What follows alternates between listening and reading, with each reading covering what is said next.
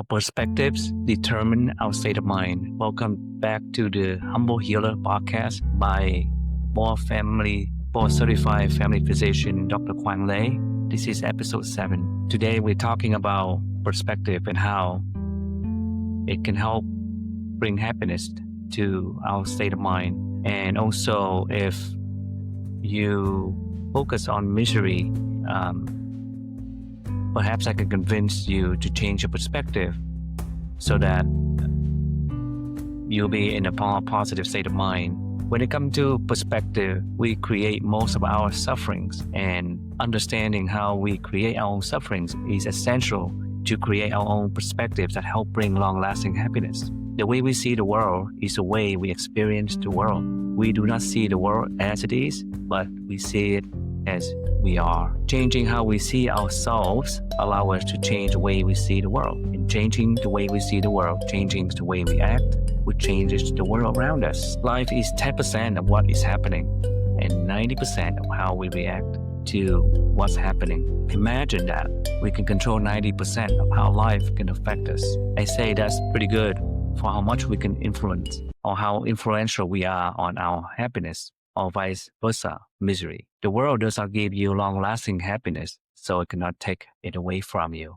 Changing our perspectives does not save us from the inevitability of heartbreaks and hardships, but it enables us to embrace and not resent sufferings. We face hardships without becoming hard, heartbreaks without being broken. That's the goal. Great happiness follows suffering a lot of times. Mothers suffering through labor and achieve great joy once the babies arrive. Rainbows only come after the rain for the most part. Some suffering, even intense suffering, is necessary ingredient for life and for compassion. For example, Nelson Mandela, the great Nelson Mandela, who was imprisoned 27 years for his political activities against the abominable apartheid system in South Africa, was very militant at the time of being prosecuted, but 27 years of hardship in prison helped him develop compassion, magnanimity, and capacity to put himself in the shoes of others. In Christianity, Jesus suffered great endurance in order to serve humanity. We talk about mothers enduring over 9 months of pregnancy, severe or excruciating pain in order to give birth to babies. Prenatal researchers Patrick Wadhwa found that stress and opposition to distress pressures stem cells when we were fetuses, to differentiate to become us as human beings. When we emphasize with others' sufferings other than our own, with the recognition that we are all connected, this makes us feel better about our own situations. One who shows compassion for others becomes a beneficiary. And in the above example, even when relief of physical pain can come from focusing on others' sufferings, practice what is called serenity to accept things we cannot change. This comes with the acceptance that life is full of pain, but accepting the inevitability of it reduces our sufferings. In other words, pain is inevitable, but suffering is optional. One can manage our suffering by shifting the focus on compassion for others. There is a true story of a black man living in the South and was wrongly convicted of murder. His name is Ray Hinton, and for the first 4 years or so, Ray refused to speak to anyone. He said, "Why would I speak to anyone when nobody listened to me?" One day, when he was in his prison cell, he heard another inmate crying next to his cell, and he realized his own mother's teaching that show compassion for others. So he decided to break his vow of silence and ask the inmate why he was crying, and that inmate told him that he just found out his mother just passed away. So Ray told him, "Hey, listen, now you have someone up there in heaven arguing the case for you." And then he told that prisoner another joke and made him laugh. And then Ray felt better after. And at that moment, it was an epiphany that he realized that providing compassion or giving compassion to others brought him happiness and joy.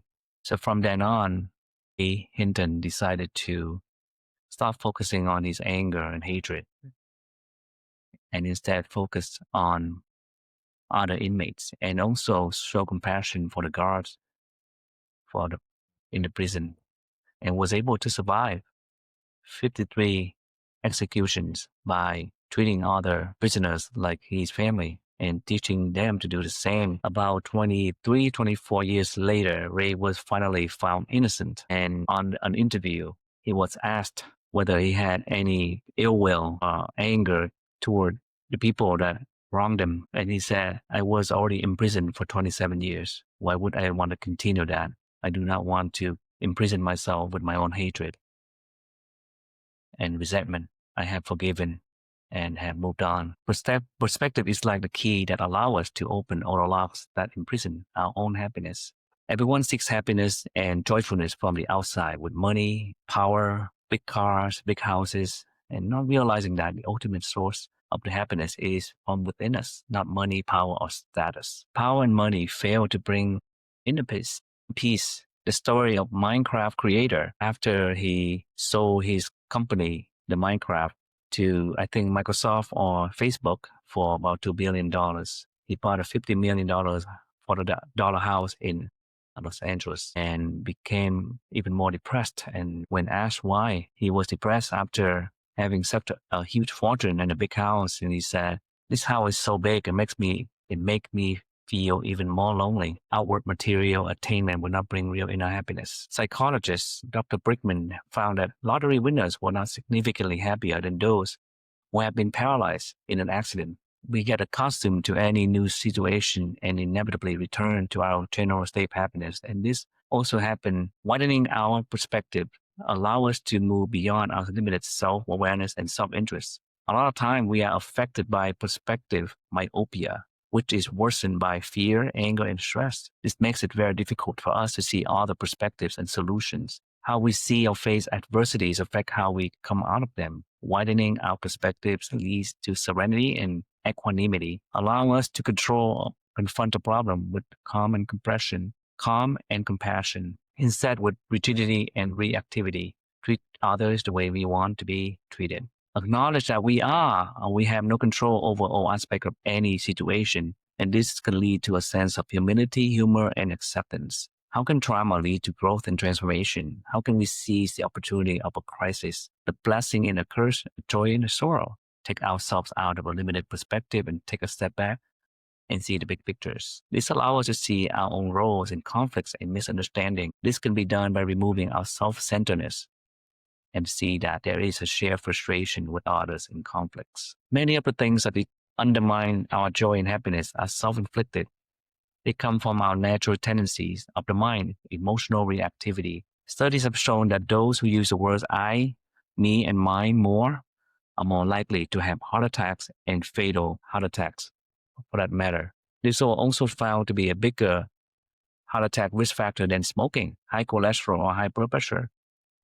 Another study also found these people at higher risk for having depression than those that use we, us, and ours. Removing self-centeredness removes self-ruminating and prolonged suffering. Think of those who have had to suffer through similar situations. The less attached we are to our identity, the less defensive and reactive we will be, and the more skillful and effective we can be. We can acknowledge the horror that life can bring us, as in a war, but also how we come together to heal and help each other afterward.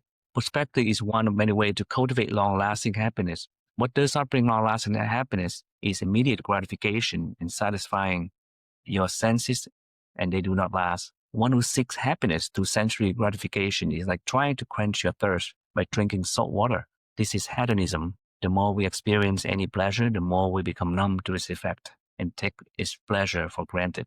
The first bowl of ice cream is succulent, but the second and third can bring indigestion, bloating, and even bowel problems. Drugs taken in greater and greater quantities provide the same satisfaction with enormous price to pay. Sex and food are two examples of ways to satisfy your senses. The problem is our dependence on these external stimuli to find this transient happiness. What happens when they're not there? You can feel food instead as I shall enjoy this food without greed, anger, anxiety, or sadness, gluttony, or pride, but only to nourish my body. In the future episode, we will discuss more about the fundamental principle that help create and maintain long-lasting happiness, which does not come from sensory gratification, but from love, compassion, and generosity. Inner happiness enhances our mood, resilience, and provides the positive energy for all around us. One neuroscientist, Dr. Davidson, identified 4 brain circuits that influence our lasting well-being. Our ability to maintain a positive state, which is called positive reframing. And this start with love and compassion. And number 2, our ability to recover from a negative state. One could be good at maintaining a positive state, but fail into an abyss of a negative state from which one had a hard time recovering. Number 3, our ability to focus and avoid mind wandering, and meditation specifically builds up this circuit. And number 4, our ability to be generous. This whole circuit is devoted to elevate us when helped by others, or even witness others being helped will activate this circuit, which is the reward center. I hope you find it's informative and realize the power that you have to earn your own happiness. Remember that 90% of your happiness can derive from how you react to what life gives you, which you have no control over. The sooner you realize that, the sooner you come to that long-lasting deep happiness and resilience and longevity and, of course, good health. That's the basic themes of my whole podcast, and I hope that as you follow me along for the next several months and years, you get to the place where I find myself every day. I can tell you I love my life, I love my job, I love my patients, I love my dogs, my family. I hope you feel the same. Take care and have a joyful day.